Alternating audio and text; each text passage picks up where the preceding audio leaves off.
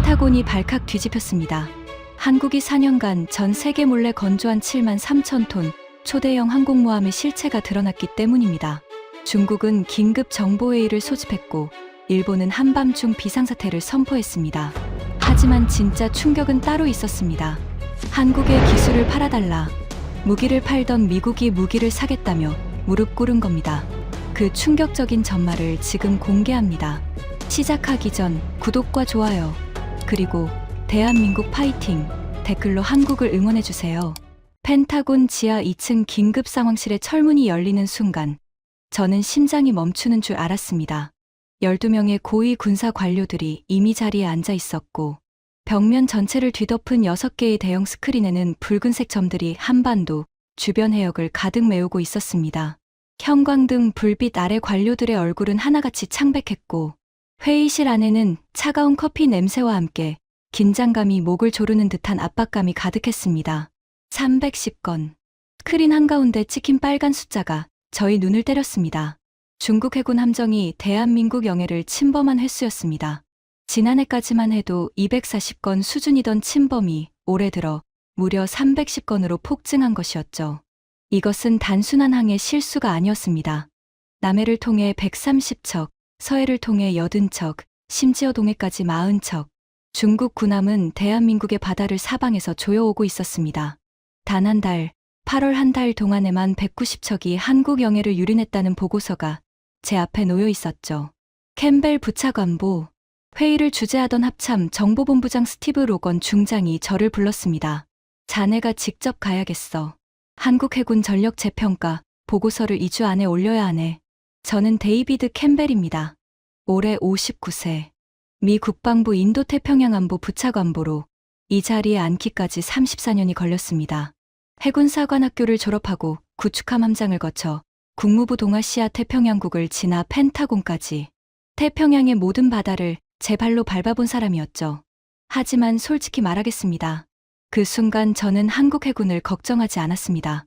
왜냐고요? 한국은 미국이 보호해주는 나라였으니까요. 70년 동안 그래왔고 앞으로도 그럴 거라고 저는 굳게 믿고 있었습니다. 중국이 아무리 날뛰어도 미 칠함대가 버티고 있는 한반도 해역은 안전합니다. 한국 해군은 연안 방어만 잘하면 되는 거죠. 이것이 저희 첫 번째 착각이었습니다. 하지만 진짜 충격은 한국에서 기다리고 있었습니다.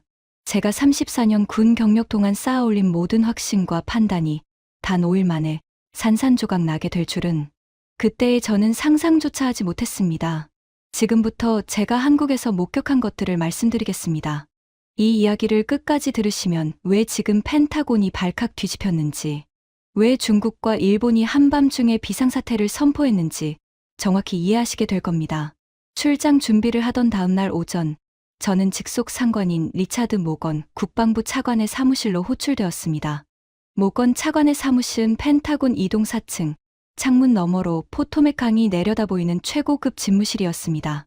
벽에는 로키드 마틴 시절 찍은 F-35 전투기 앞 기념사진이 걸려 있었고 책상 위에는 방산업체 로비스트들의 명함이 수북이 쌓여 있었죠.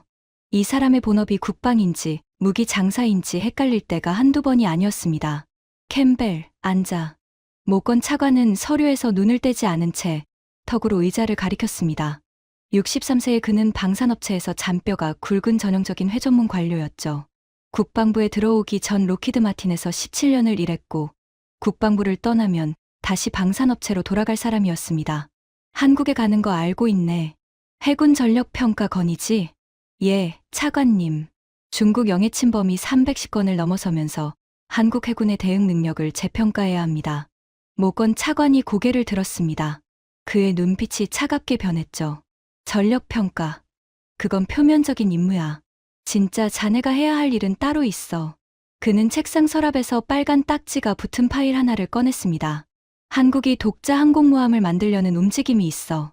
경항모 사업은 표면적으로 접은 것처럼 보이지만 우리 정보망에 수상한 신호가 잡히고 있거든.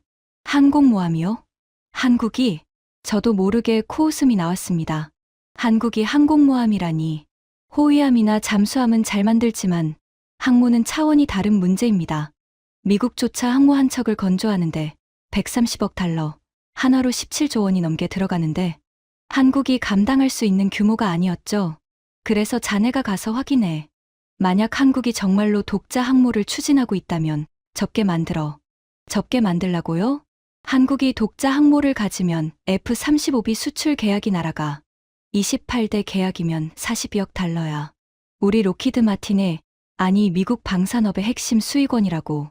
그 순간 저는 모건 차관의 입에서 로키드 마틴이라는 말이 먼저 나왔다가 미국 방산업으로 바꿔 말한 것을 놓치지 않았습니다. 이 사람에게 한국의 안보는 관심 밖이었습니다. 그에게 한국은 통제 가능한 무기 구매 고객일 뿐이었죠. 한국이 독자 기술로 뭔가를 만든다. 그건 우리가 허락하지 않는 한 일어나지 않아. 그게 70년간의 룰이야. 모건 차관의 목소리에는 거만함이 가득했습니다. 저는 그 말에 불편함을 느꼈지만 동시에 그의 판단이 틀리지 않다고 생각했습니다. 한국은 언제나 미국의 기술을 사는 쪽이었으니까요. 바로 그때 회의실 스크린에 CNN 속보가 떴습니다. 서해에서 중국 해군 함정이 한국 해경 경비함에 물대포를 발사하는 영상이었습니다. 화면 속에서 중국 구축함은 한국 3,000톤급 경비함의 3배가 넘는 덩치로 위압적으로 다가오고 있었고 물대포가 한국 함정의 브릿지를 정면으로 강타하는 장면이 고스란히 잡혀 있었죠. 저는 주먹을 불끈 쥐었습니다. 아무리 한국이 동맹국 중 하나일 뿐이라 해도 저 영상에서 느껴지는 일방적인 폭력은 군인으로서 분노를 참기 힘든 수준이었습니다. 속보 아래에 깔린 자막이 눈에 박혔습니다. 중국 남부정구 장외이고 부사령관, 한국 해군에 대해 공개 발언. 한국 해군은 우리 해경순 시선 수준도 되지 않는다. 그들에게 원양 작전 능력 따위는 존재하지 않는다. 장외이고 58세의 중국 해군 중장으로 남부정구 해군 부사령관이었습니다. 서해와 동중국해에서 벌어지는 한국 영해 침범 작전의 총지휘관으로 한국 해군을 공개적으로 조롱하는 것으로 악명이 높은 인물이었죠. 이 사람은 한국 어선에 물대포를 쏘고 한국 해경 함정의 위험 기동을 지시하면서도 아무런 처벌을 받지 않았습니다. 오히려 한국의 바다를 우리 앞마당으로 만들었다는 공로로 진급까지 한 자였습니다. 모건 차관이 스크린을 보며 코웃음 쳤습니다. 저것 봐. 한국 해군이 저 꼴인데 항모를 만들겠다고? 순찰선도 제대로 못 지키면서. 저는 그 말에 대답하지 않았습니다. 하지만 속으로는 인정하고 있었죠. 한국 해군은 연안 방어에 급급한 수준이고 중국의 해양 팽창에 독자적으로 맞설 능력은 없다고. 이것이 저희 두 번째 착각이었습니다. 이틀 뒤 저는 오산 공군기지에 내렸습니다. 3월에 한국은 아직 차가웠습니다. 활주로에서 불어오는 바람에 코트깃을 세우며 트랩을 내려오는데 한국 해군 정복을 입은 장교 한 명이 기다리고 있었습니다. 캠벨 부차관보님, 환영합니다. 해군 참모차장 박정훈입니다. 55세의 박정훈 소장은 잠수함 함장 출신답게 체구는 작지만 눈빛이 유난히 날카로운 사람이었습니다. 악수를 하는 순간 그의 손아귀 힘이 예사롭지 않다는 것을 느꼈죠. 하지만 그의 표정은 놀라울 정도로 차분했습니다.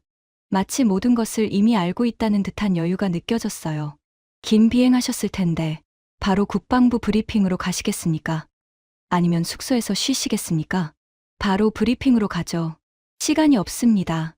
차 안에서 저는 창밖의 서울 풍경을 바라보았습니다. 고층 빌딩 숲 사이로 한강이 반짝이고 있었고 도로 위에는 현대와 기아 전기차들이 질서정연하게 달리고 있었죠. 깨끗하고 정돈된 도시였습니다. 하지만 저에게 이 나라는 여전히 보호해야 할 동맹국이었습니다.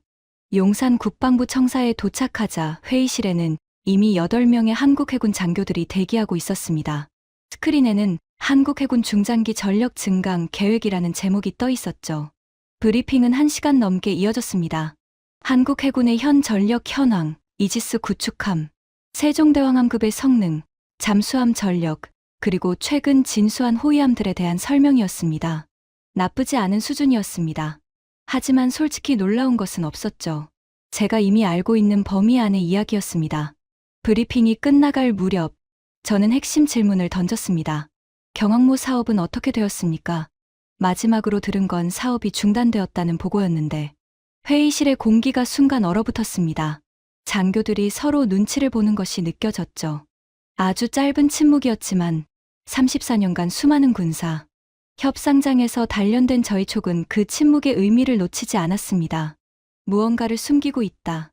하지만 바로 다음 순간 브리핑을 맡은 해군 대령이 담담하게 대답했습니다. 경항모 사업은 예산 문제와 내부 검토로 인해 현재 보류 상태입니다. 구체적인 재개 일정은 아직 확정되지 않았습니다. 보류. 사실상 중단이라는 의미였죠. 저는 속으로 안도했습니다. 모건 차관이 걱정하던 한국의 독자 항모는 역시 현실이 되지 못한 거구나. 한국도 결국 현실을 인정한 거야. 항모 같은 건 우리 미국이나 만들 수 있는 물건이지. 잘 알겠습니다. 현명한 판단이라고 생각합니다. 한국은 미사일 방어와 잠수함 전력에 집중하는 것이 효율적이죠. 항모는 우리가 맡을 테니까요. 제가 그 말을 내뱉는 순간 박정훈 제독의 입꼬리가 아주 미세하게 올라가는 것을 보았습니다. 그것은 미소라고 하기엔 너무 짧았고 조소라고 하기엔 너무 은밀했습니다. 하지만 그 찰나의 표정 변화가 제 기억에 또렷이 박혔습니다. 뭔가 이상하다는 느낌. 하지만 그때의 저는 그것이 무엇을 의미하는지 알지 못했습니다. 캠벨 부차관보님, 내일 일정을 말씀드려도 될까요? 박정훈 제독이 회의실을 나서며 말했습니다. 물론이죠. 내일은 거제도에 있는 하나오션 조선소를 방문할 예정입니다. 한국의 함정 건조 능력을 직접 보시는 게 보고서 작성에 도움이 될 것 같아서요. 조선소요? 상업용 선박 공장을 볼 필요까지는 없을 것 같은데 군함 건조 시설도 함께 보실 수 있습니다.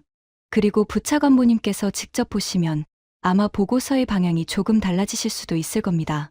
보고서의 방향이 달라진다. 무슨 의미일까? 저는 고개를 갸웃했지만 대수롭지 않게 넘겼습니다. 호텔로 돌아와 샤워를 하면서 저는 모건 차관에게 보낼 중간 보고 초안을 머릿속으로 정리했습니다.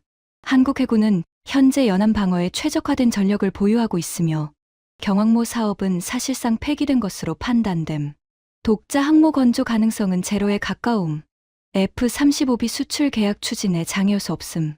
이 보고서가 워싱턴에 올라갈 줄 알았습니다. 한국 출장은 형식적인 확인 절차에 불과하고 돌아가면 모건 차관의 무기, 장사 계획대로 움직이면 되는 거라고 생각했죠. 하지만 다음 날 아침, 거제도행, 군용 헬기에 오르는 순간부터 저희 모든 확신은 한 겹씩 벗겨지기 시작했습니다. 저는 그때까지 몰랐습니다. 한국이 4년간의 침묵 속에서 무엇을 준비하고 있었는지, 경항모 사업을 접은 척하면서 그 수면 아래에서 어떤 괴물이 완성되어 가고 있었는지, 제가 그 진실을 마주했을 때 느낀 감정은 놀라움이 아니었습니다. 공포에 가까웠습니다. 세계에서 가장 강력한 해군을 가진 나라의 고위 관료인 제가 대한민국 앞에서 공포를 느끼게 될 줄이야. 다음 날 새벽 6시, 군용 헬기가 서울 용산을 떠나 남쪽으로 향했습니다. 창밖으로 한반도의 산줄기가 끝없이 이어졌고 1시간 반쯤 지나자 푸른 남해가 시야에 들어왔습니다. 거제도의 해안선이 모습을 드러내는 순간 저는 창가에 얼굴을 바짝 붙였습니다. 해안을 따라 거대한 크레인들이 하늘을 찌르고 있었습니다. 수십 기의 골리앗 크레인이 일렬로 늘어선 모습은 마치 강철 거인들이 바다를 향해 도열한 것 같았죠. 그 아래로 건조 중인 초대형 선박들의 붉은 선체가 아침 햇살을 받아 번쩍이고 있었습니다. 하나오션 거제 조선소, 과거 대우조선해양이라는 이름으로 불리던 이곳은 세계에서 가장 거대한 조선소 중 하나였습니다. 헬기가 조선소 헬리패드에 착륙하자 뜨거운 철 냄새와 용접 불꽃의 파란 빛이 동시에 저를 맞았습니다. 엄청난 소음이었죠. 수천 명의 기술자들이 이른 아침부터 강철판을 자르고 용접하는 소리가 조선소 전체를 뒤흔들고 있었습니다. 이쪽입니다. 부차관보님. 박정훈 제독이 앞장서서 걸었습니다. 안전모를 쓰고 조선소 안으로 들어가자 한 번 도크에서 27만 톤급 초대형 LNG 운반선이 건조되고 있었습니다. 거대한 구형 탱크 4개가 선체 안에 자리 잡고 있는 모습은 압도적이었죠. 이 한 척이 3조 2천억 원입니다. 하나오션 측 안내를 맡은 부사장이 자랑스럽게 설명했습니다. 대단하군요. 한국 조선업의 경쟁력은 이미 알려져 있지만 직접 보니 규모가 상상 이상입니다. 저는 진심으로 감탄했습니다. 하지만 이것은 상업용 선박이었죠. 제가 보러 온 것은 군함 건조 시설이었습니다. 2번 도크에서는 한국 해군의 차기 호위함이 건조되고 있었고 3번 도크에서는 잠수함 선체가 모습을 갖춰가고 있었습니다. 나쁘지 않은 수준이었지만 펜타곤 보고서에 이미 포함된 정보 범위 아니었습니다. 새로운 것은 없었죠. 그때 저는 조선소 배치도에서 이상한 점을 발견했습니다. 1번, 2번, 3번 도크는 모두 개방되어 있었고 저에게도 자유롭게 접근이 허용되었습니다. 하지만 배치도 끝자락에 표시된 4번 도크 구역에는 붉은 빗금이 쳐져 있었고 출입 제한이라는 표시가 선명했습니다. 4번 도크는 어떤 시설입니까? 제 질문에 하나오션 부사장의 표정이 미세하게 굳었습니다. 아주 짧은 순간이었지만 저는 그 변화를 놓치지 않았죠. 현재 설비 보수 중인 구역입니다. 안전 문제로 외부 방문이 제한되어 있습니다. 설비 보수라. 저는 고개를 끄덕였지만 속으로는 의문이 커지고 있었습니다. 34년 경력의 군사 관료를 상대로 설비 보수라니 너무 진부한 변명이었거든요. 시차를 마치고 조선소 게스트하우스에서 점심을 먹는 동안 저는 창문 너머로 4번 도크 방향을 바라보았습니다. 거기서 무언가가 눈에 들어왔습니다. 4번 도크를 둘러싼 차 폐막 위로 골리앗 크레인 2기가 솟아 있었는데 그 크레인의 규격이 다른 도크의 것과 확연히 달랐습니다. 훨씬 컸습니다. 그리고 도크 입구에서 이어지는 운하의 폭이 다른 도크보다 2배 이상 넓어 보였죠. 저는 포크를 내려놓고 박정훈 제독을 바라보았습니다. 제독님, 저 도크의 길이가 얼마나 됩니까? 박정훈 제독은 물을 한 모금 마시더니 창밖을 바라보았습니다. 430m입니다. 430m. 저는 숫자를 듣는 순간 손에 들고 있던 물잔을 내려놓았습니다. 손끝이 미세하게 떨리고 있었거든요. 세계 최대 상업용 선박의 길이가 400m입니다. 상업선을 건조하는 도크라면 420m면 충분하죠. 하지만 430m는 그보다 큽니다. 그리고 그 도크의 크레인 규격과 운하폭을 고려하면 저 도크는 상업선이 아니라 무언가 훨씬 넓고 훨씬 복잡한 구조물을 건조하기 위해 설계된 것이었습니다. 그 순간 제 머릿속에서 하나의 단어가 떠올랐습니다. 비행갑판. 저는 고개를 저었습니다. 설마, 그건 불가능해. 한국이 그런 것을 만들 리 없어. 부차관보님, 안색이 좋지 않으신데 괜찮으십니까? 아, 네. 괜찮습니다. 비행이 좀 힘들었나 봅니다. 저는 거짓말을 했습니다. 비행 때문이 아니었습니다.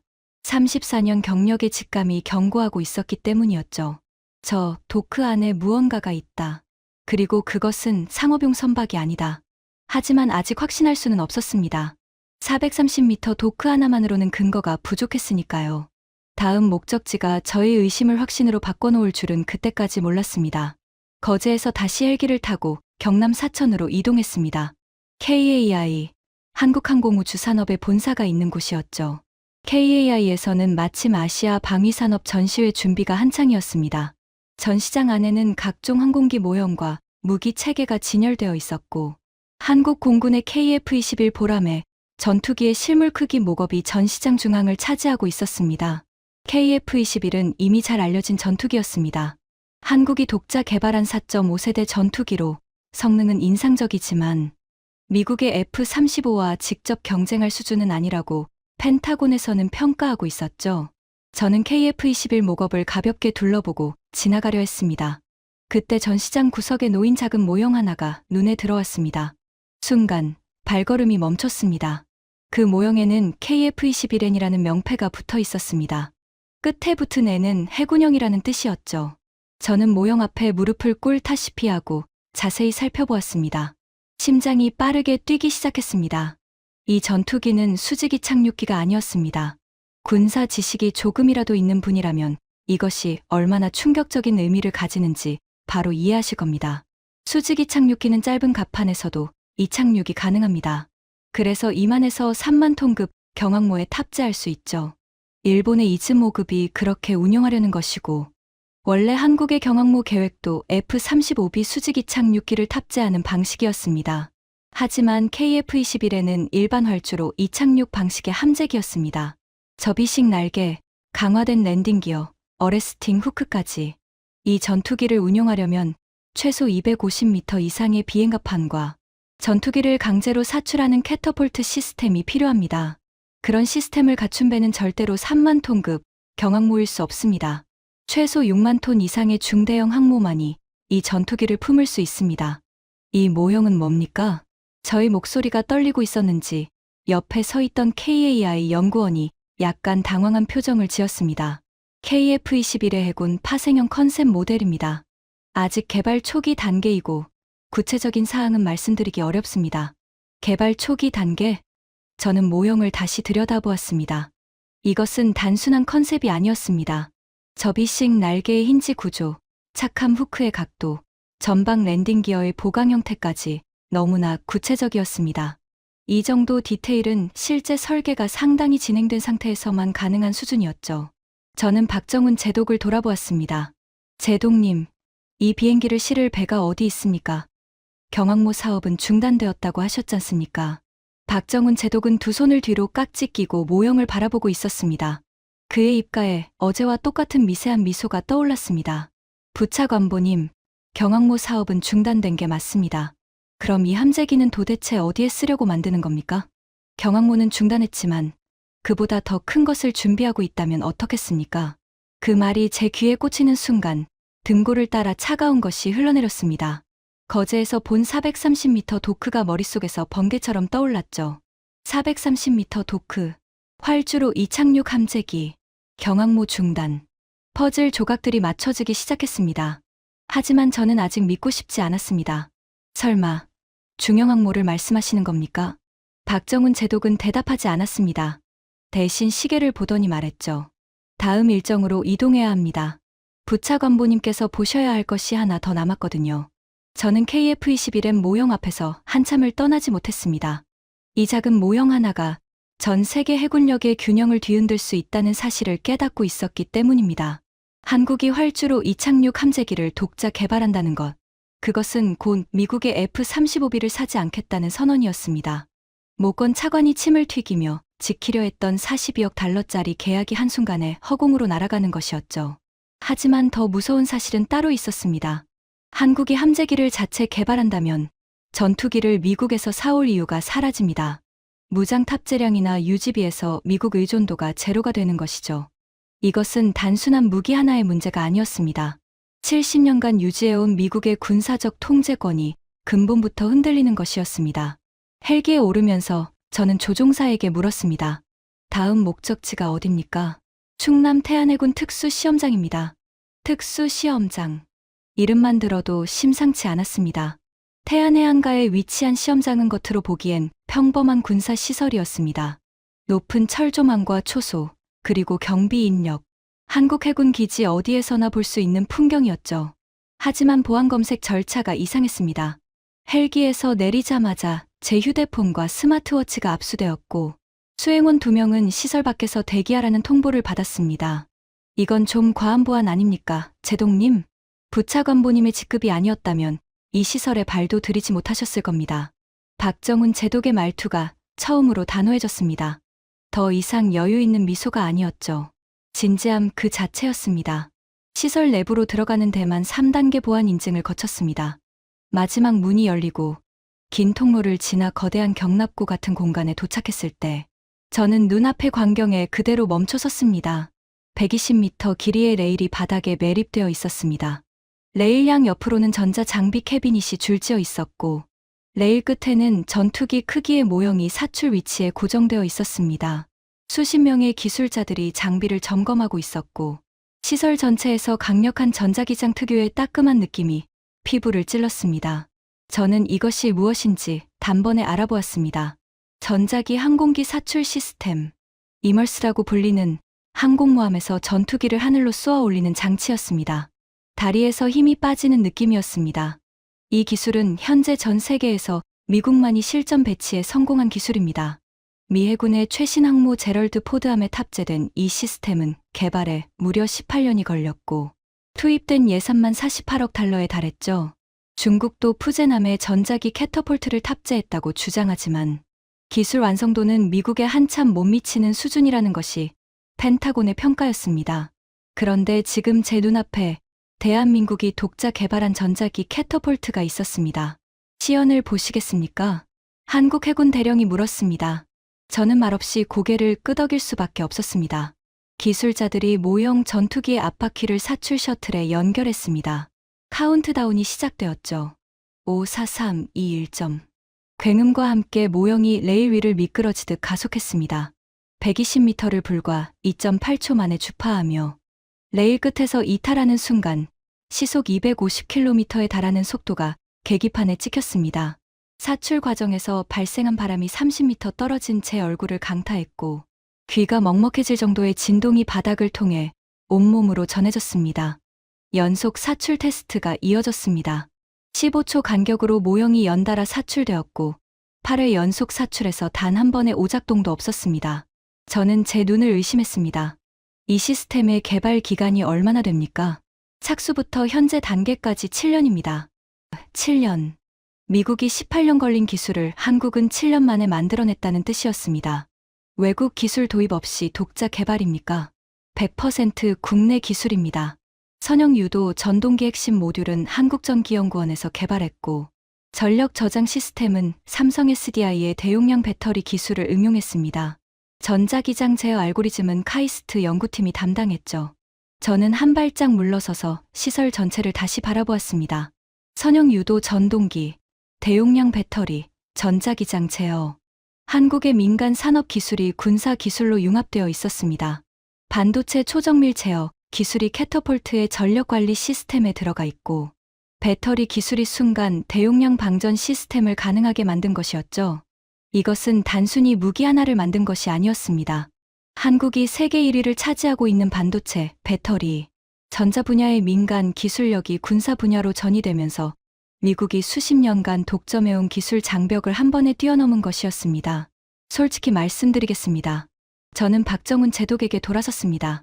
목소리가 떨리고 있었지만 숨길 수가 없었습니다. 저는 지금 무섭습니다. 이 기술을 미국의 도움 없이 만들었다는 것이 무섭습니다. 박정훈 제독은 처음으로 저를 정면으로 바라보았습니다. 캠벨 부차관보님, 미국이 우리에게 기술을 주지 않았기 때문에 우리가 스스로 만든 것입니다. 70년간 기술 이전을 막아놓으면 우리가 포기할 거라 생각하셨겠지만 우리는 포기하는 대신 독자 개발을 선택했습니다. 그 말이 가슴에 비수처럼 박혔습니다. 미국이 기술을 통제한 것이 한국의 독자 기술력을 자극했다는 뜻이었으니까요. 우리가 스스로 만든 족쇄가 한국이라는 괴물을 깨운 것이었습니다. 바로 그때 제 머릿속에서 퍼즐이 완성되었습니다. 거제의 430m 도크, KF-21N 활주로 이착륙 함재기, 그리고 전자기 캐터폴트. 이 세 가지가 합쳐지는 순간 답은 하나뿐이었습니다.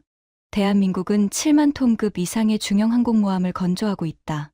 경항모 사업 중단은 포기가 아니었습니다. 3만 톤짜리 장난감을 버리고 7만 톤짜리 괴물로 격상시킨 것이었죠.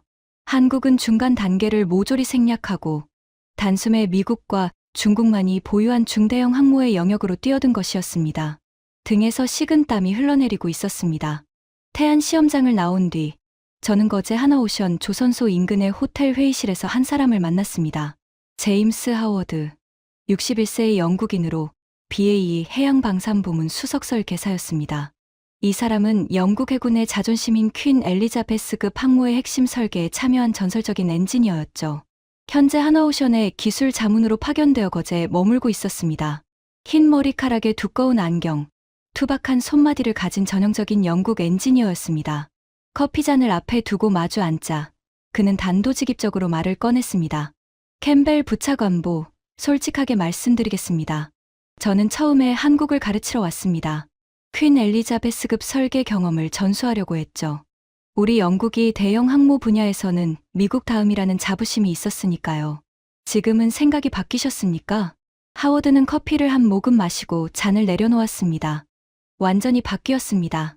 여기 와서 3개월이 지났는데 솔직히 지금은 제가 배우고 있는 입장입니다. 저는 자세를 앞으로 숙였습니다. 구체적으로 무슨 뜻입니까? 퀸 엘리자베스급을 건조할 때 우리 BAE가 비행갑판 내열 코팅 기술을 완성하는데 5년이 걸렸습니다. 하나오션 기술팀은 같은 수준의 코팅을 3개월 만에 재현해냈어요. 3개월입니다. 제 눈으로 직접 보지 않았다면 믿지 않았을 겁니다. 어떻게 그게 가능합니까? 한국의 조선 기술자들은 상업용 초대형 선박을 수십 년간 건조하면서 축적한 용접, 도장, 블록 조립 기술이 있습니다. 군함 건조에 필요한 기술의 80%는 이미 그들의 몸에 배어 있었던 거죠. 우리가 가르쳐야 할 것은 나머지 20%, 즉 항모 특유의 설계 노하우뿐이었는데 그마저도 한국 기술자들은 스펀지처럼 빨아들였습니다. 하워드는 테이블 위에 노트북을 열었습니다. 이걸 보시겠습니까? 하나오션의 수직 계열화 체계입니다. 화면에 뜬 조직도를 본 순간 저는 입을 다물 수가 없었습니다. 하나그룹 산하의 하나오션 선체 건조, 하나시스템 레이더 전투체계, 하나에어로스페이스 엔진 항공, 하나디펜스 무장 미사일과 하나의 그룹 안에 들어 있었습니다. 선체를 만들고 레이더를 달고 미사일을 장착하고 전투체계를 통합하는 모든 과정이 하나라는 단일 지휘 체계 아래에서 이루어지고 있었던 것이죠. 이건 미국에서도 불가능한 구조입니다. 저도 모르게 내뱉은 말이었습니다.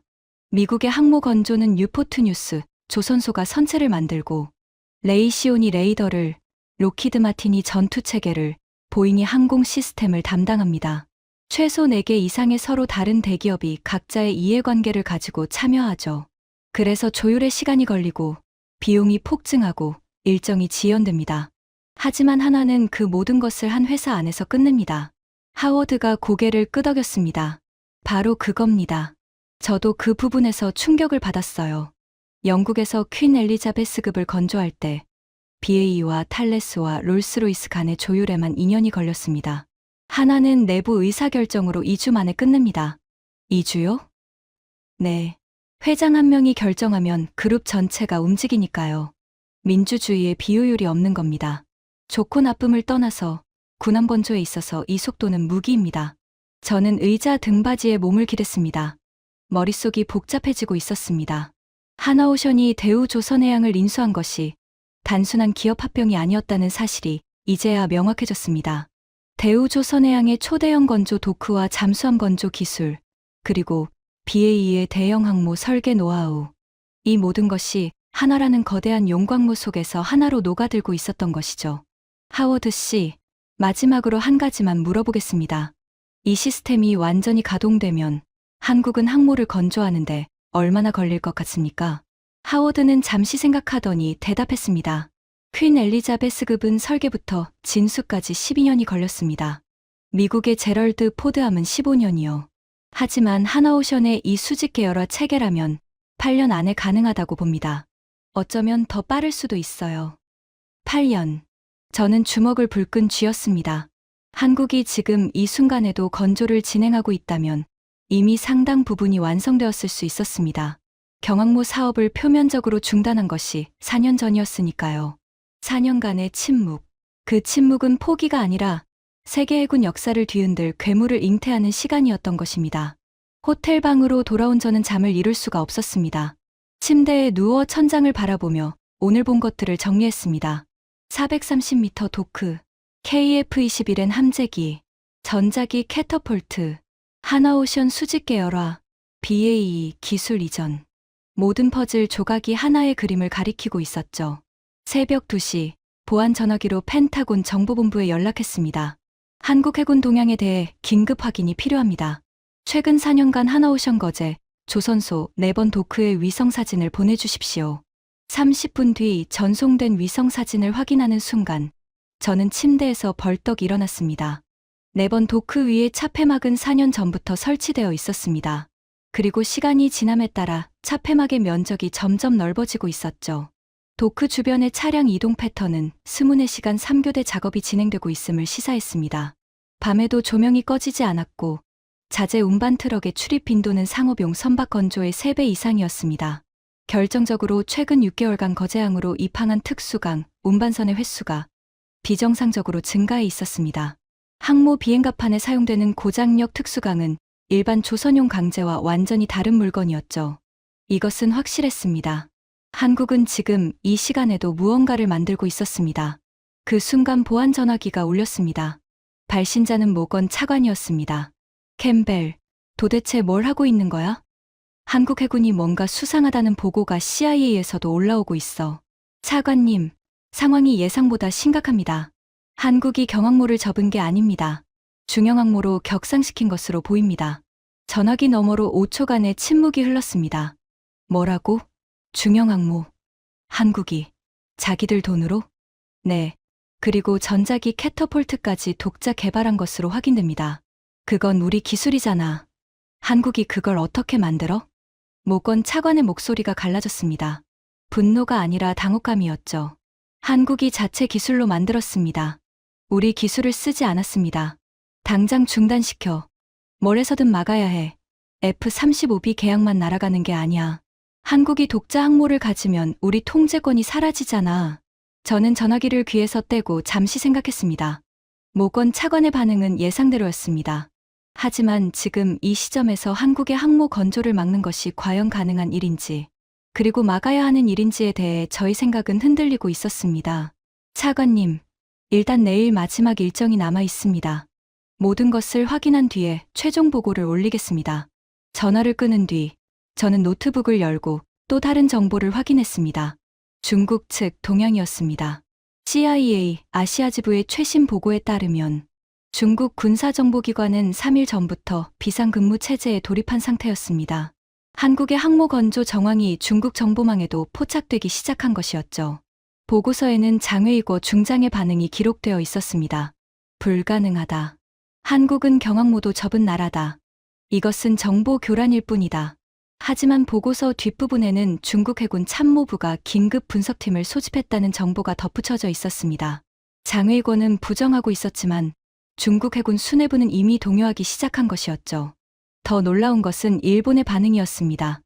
일본 방위성이 비공식적으로 소집한 긴급 회의 기록이 CIA를 통해 입수되어 있었습니다. 회의 내용의 핵심은 이것이었죠. 일본은 이즈모급 경항모 개조에 7년째 매달리고 있다. 배수량 2만 6천 톤. 탑재 가능 항공기 12기. 그런데 한국이 7만 톤급의 36기 이상을 탑재하는 중형 항모를 건조하고 있다면 우리의 이즈모급은 장난감에 불과하게 된다. 일본 방위성 관계자의 발언이 기록되어 있었습니다. 한국이 중간 단계를 건너뛰고 곧바로 중형 항모로 갔다는 것은 우리가 7년간 경항모 개조에 허덕인 시간이 완전히 낭비되었다는 뜻입니다. 저는 노트북을 닫았습니다. 미국, 중국, 일본, 영국, 세계 4개국의 군사 전문가들이 모두 같은 결론에 도달하고 있었습니다. 한국이 해군 역사의 새로운 장을 열고 있다는 것. 하지만 저희 머릿속에는 아직 해결되지 않은 질문이 하나 남아 있었습니다. 왜? 한국은 왜 이토록 무모할 정도로 거대한 도박을 선택한 것일까? 미국의 비위를 거스르면서까지, 중국의 보복을 감수하면서까지 왜 하필 항공모함이어야 했는가? 그 답을 듣기 위해서는 내일 한국 합참의장과의 비밀 브리핑을 기다려야 했습니다. 저는 커튼 너머로 거제도의 밤바다를 바라보았습니다. 멀리 하나오션 조선소의 불빛이 밤하늘을 주황색으로 물들이고 있었죠. 저 불빛 아래에서 지금 이 순간에도 수천 명의 기술자들이 강철을 자르고 용접하고 세계 해군의 판도를 바꿀 괴물을 조립하고 있을 것입니다. 저는 아버지 생각이 났습니다. 로버트 캠벨. 한국전쟁 참전 해병대 상사. 장진호 전투에서 살아남은 몇 안 되는 미국인 중 한 명이었죠. 아버지는 생전에 종종 이런 말씀을 하셨습니다. 한국인들은 맨손으로 전쟁을 치른 민족이다. 그들에게 무기를 주면 세계 어떤 군대도 당해낼 수 없어. 어릴 때는 아버지의 과장이라고 생각했습니다. 하지만 오늘, 이 순간, 아버지의 말씀이 과장이 아니었다는 것을 뼈저리게 깨닫고 있었죠. 한국인들은 맨손으로 전쟁을 치른 민족이라고 하셨죠. 아버지, 지금 이 나라는 맨손이 아니라 세계 최고의 기술력이라는 무기를 손에 쥐고 있었습니다. 그리고 그 무기로 태평양의 규칙을 새로 쓰려 하고 있었죠. 내일이면 모든 것이 밝혀질 것이었습니다. 저는 그날 밤 한숨도 자지 못했습니다. 한국 출장 마지막 날이었습니다. 아침 8시, 박정훈 제독이 직접 호텔 로비로 마중을 나왔습니다. 평소와 달리 정복이 아닌 전투복 차림이었죠. 그의 뒤에는 무장한 경호원 4명이 서 있었습니다. 오늘 일정은 기존 스케줄에 없던 것입니다. 합참의장님께서 직접 부차관보님을 초청하셨습니다. 합참의장이 직접, 원래 일정에는 합참의장과의 면담이 포함되어 있지 않았습니다. 이것은 제가 지난 4일간 보여준 반응을 한국 측이 면밀히 관찰하고 비로소 마지막 카드를 보여줄 때가 됐다고 판단했다는 뜻이었죠. 차량은 서울 도심을 벗어나 남쪽으로 달렸습니다. 40분 후 차가 멈춘 곳은 외부에서는 접근조차 할 수 없는 지하 군사시설이었습니다. 엘리베이터를 타고 지하 3층으로 내려가자 넓은 작전 회의실이 나타났습니다. 회의실 중앙 대형 스크린 앞에 한국 합참의장이 서 있었습니다. 별 4개가 어깨에 빛나고 있었죠. 그 옆에 박정훈 제독, 그리고 해군작전사령관, 방위사업청장까지 한국 군부의 핵심 인물 6명이 자리하고 있었습니다. 이 정도 인원이 한자리에 모인다는 것은 오늘 보여줄 것이 한국 군사 전략의 최고 기밀이라는 뜻이었습니다. 캠벨 부차관보님, 먼 길 오셨습니다. 합참의장이 악수를 건넸습니다. 단단한 악력이었죠. 오늘 보여드릴 것은 대한민국 해군의 미래입니다. 이 내용은 현재 한국 정부 내에서도 극소수만 알고 있는 사안입니다. 부차관보님의 직급과 한미 동맹의 중요성을 감안하여 공개를 결정했습니다. 스크린에 불이 들어왔습니다. 화면에 나타난 것은 함정의 3D 설계 도면이었습니다. 저는 의자에 앉아 있다가 자신도 모르게 일어섰습니다.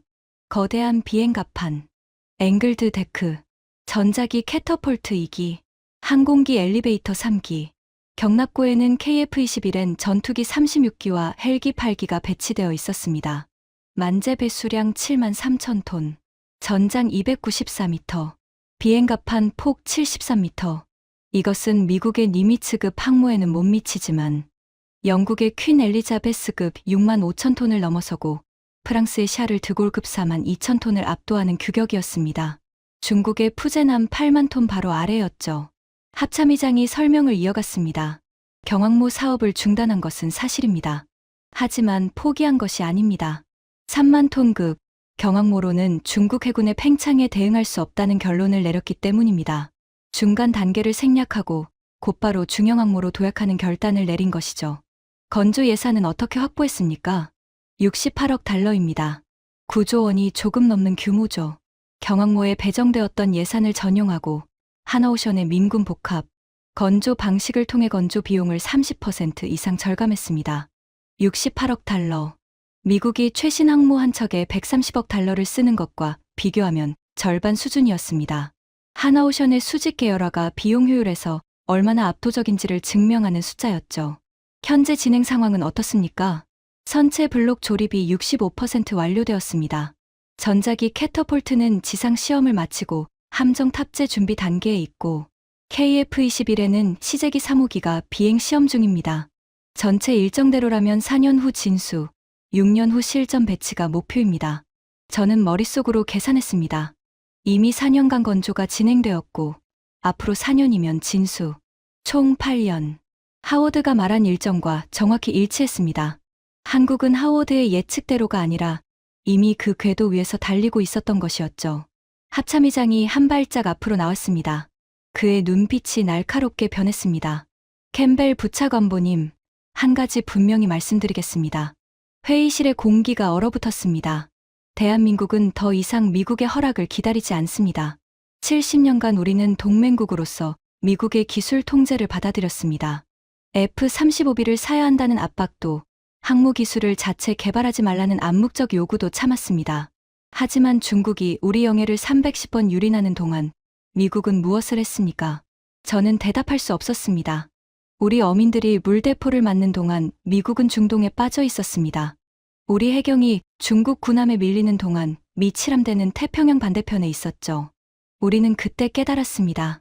스스로 지키지 않으면 아무도 우리 바다를 지켜주지 않는다는 것을. 합참의장의 목소리는 떨리지 않았습니다. 분노도 아니었습니다. 30년 넘게 품어온 결의가 응축된 강철 같은 목소리였죠. 그래서 우리는 경항모를 접고 중형항모를 택했습니다. 미국의 F-35B 대신 우리의 KF-21N을 만들었습니다. 미국의 캐터폴트 기술 대신 우리만의 전자기 사출 체계를 완성했습니다. 누군가는 이것을 도발이라 부를 수도 있겠죠. 하지만 우리에게 이것은 생존입니다. 저는 고개를 숙였습니다. 반박할 말이 없었습니다. 아니, 반박할 자격이 없었습니다. 모건 차관이 한국의 F-35B를 팔아 이윤을 챙기려 했던 그 시간 동안 한국의 어민들은 중국 군함의 물대포 앞에서 생계를 위협받고 있었으니까요. 합참의장이 마지막으로 말했습니다. 캠벨 부차관보님, 우리는 미국의 적이 아닙니다. 하지만 더 이상 미국의 그늘 아래에서 보호만 받는 나라도 아닙니다. 우리는 태평양의 대등한 파트너가 되려 합니다. 그 파트너의 손에 항공모함이 있다면 그것은 미국에게 위협이 아니라 축복이 될 것입니다. 저는 그 순간 34년 군 생활에서 처음으로 상대편의 경의를 느꼈습니다. 오산 공군기지에서 워싱턴행 군용기에 오르기 전 박정훈 제독이 배웅을 나왔습니다. 부차관보님, 한국에서의 시간이 도움이 되셨기를 바랍니다. 저는 그의 손을 잡았습니다. 처음 만났을 때와는 완전히 다른 감정이었죠. 제독님, 솔직히 말씀드리겠습니다. 저는 한국을 과소평가했습니다. 아니, 미국이 한국을 과소평가하고 있었습니다. 이번 방문에서 가장 큰 깨달음은 한국 해군의 기술력이 아니라 한국인들의 의지였습니다. 박정훈 제독이 처음으로 환하게 웃었습니다. 4일 동안 보여주지 않았던 표정이었죠. 부차관보님, 아버님이 한국전쟁에 참전하셨다고 들었습니다. 네. 해병대 상사로 장진호 전투에 참가하셨습니다. 영하 40도에서 중공군 12만 명에 포위된 채 싸우셨죠. 전후 절반을 잃으시고 귀국하셨습니다. 아버님께서 지키신 나라가 지금 스스로 바다를 지킬 수 있는 나라가 되었습니다. 아버님께 감사하다는 말씀을 꼭 전해주십시오. 목이 메었습니다. 저는 고개를 돌려야 했습니다. 아버지 로버트 캠벨은 올해 87세로 버지니아의 제향군인 요양원에 계셨습니다. 치매가 진행되어 대부분의 기억을 잃으셨지만 한국에 대한 기억만큼은 또렷하게 남아 있었죠. 아버지는 가끔 이런 말씀을 하셨습니다. 장진호에서 우리가 후퇴할 때 한국 소년들이 맨발로 눈밭을 뛰어와 부상병들을 업어날랐다. 신발도 없이, 총도 없이. 하지만 그 눈빛만큼은 세상 어떤 군인보다 강렬했어. 저 민족에게 제대로 된 무기를 주면 세상 어떤 군대도 당해낼 수 없을 거다. 아버지의 그 말씀이 예언이 될 줄 누가 알았겠습니까? 75년 전 맨발로 눈밭을 뛰어다니던 그 나라가 지금 7만 3천 톤의 항공모함을 세계에서 세 번째로 전자기 캐터폴트를 독자 함재기를 자기 손으로 만들어내고 있었습니다. 군용기 안에서 저는 노트북을 열었습니다. 보고서 제목이 화면에 떠 있었습니다. 한국 해군 전력 지원 방안 동맹국 방위력 강화를 위한 무기 수출 전략. 모건 차관이 원했던 제목이었죠. 한국에 미국 무기를 더 팔기 위한 보고서. 한국을 영원히 미국의 고객으로 묶어두기 위한 문서. 저는 제목을 지웠습니다. 그리고 새로운 제목을 타이핑했습니다. 한국 해군 독자 전력평가 및 기술협력 검토 보고서 인도태평양 공동안보를 위한 파트너십 재정립. 이 제목 하나로 70년간 유지되어 온 한미 해군 관계의 방향이 바뀌는 것이었습니다. 한국은 더 이상 보호 대상이 아니라 기술을 공유하고 함께 태평양을 지키는 대등한 파트너라는 선언이었죠. 보고서 첫 페이지에 저는 이렇게 적었습니다. 대한민국은 미국의 기술 통제에도 불구하고 독자적인 대양해군 전력을 완성 단계에 이르렀다. 이 현실을 부정하거나 방해하려는 시도는 동맹을 파괴할 뿐 아무런 성과를 거두지 못할 것이다. 미국이 취해야 할 전략은 통제가 아니라 협력이다. 그리고 모건 차관에게 전화를 걸었습니다. 차관님, 보고서 방향을 바꿨습니다. 뭐라고? 내가 지시한 대로 쓰라고 했잖아. 차관님, 한국은 우리 고객이 아닙니다. F-35B를 안 사도 자기들이 만든 함재기가 있습니다. 전자기 캐터폴트도 우리 없이 만들었습니다. 항모까지 자체 건조하고 있고요. 이 나라를 통제하려 드는 건 더 이상 불가능합니다. 그럼 뭘 어쩌자는 거야? 파트너로 인정하자는 겁니다. 솔직히 말하면 차관님, 우리가 배워야 할 부분도 있습니다. 하나오션의 수직 계열화 건조 방식은 우린 유포트 뉴스, 조선소보다 효율적입니다. 전자기 캐터폴트 개발 속도도 우리를 추월했고요. 전화기 너머에서 한참 동안 침묵이 흘렀습니다. 자네 미쳤군. 모건 차관이 전화를 끊었습니다. 미쳤다고요. 어쩌면 맞는 말일 수도 있습니다.